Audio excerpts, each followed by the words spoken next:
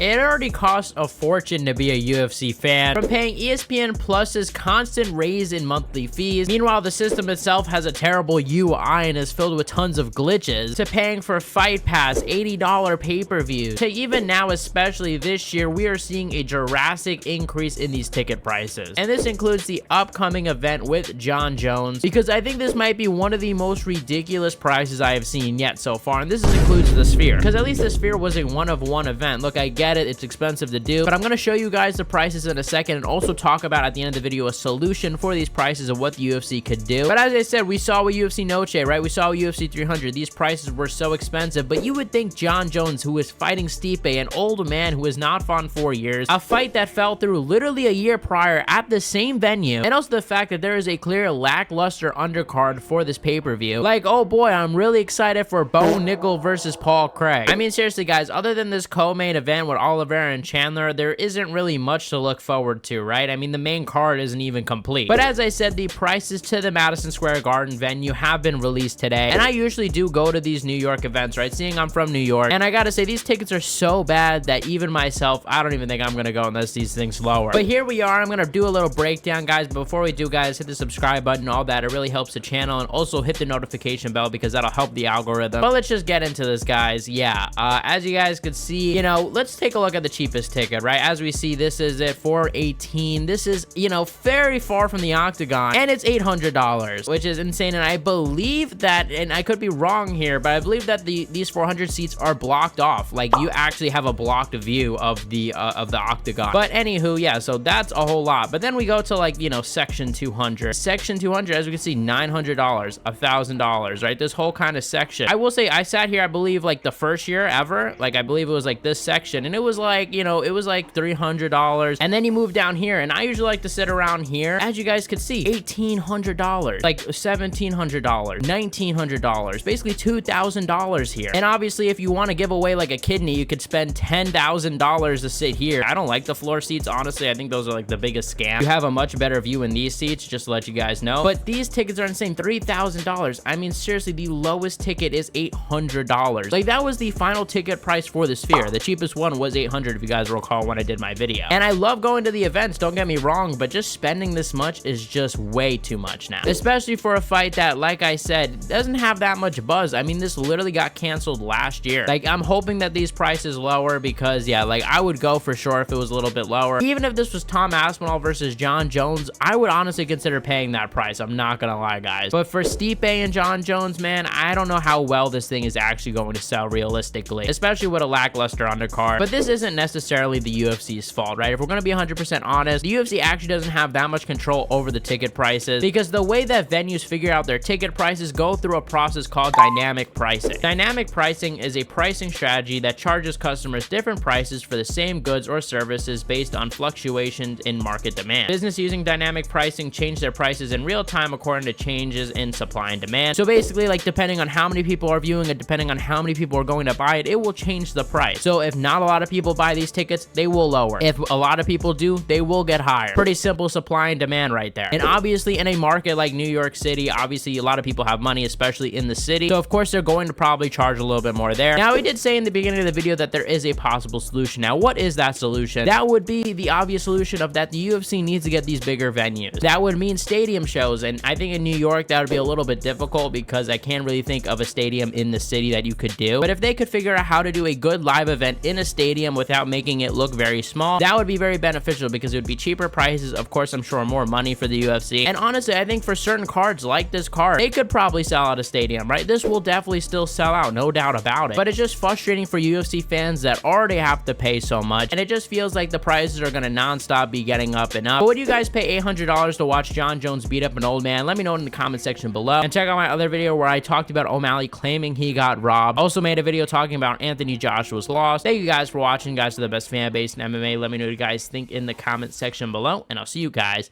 in the next one.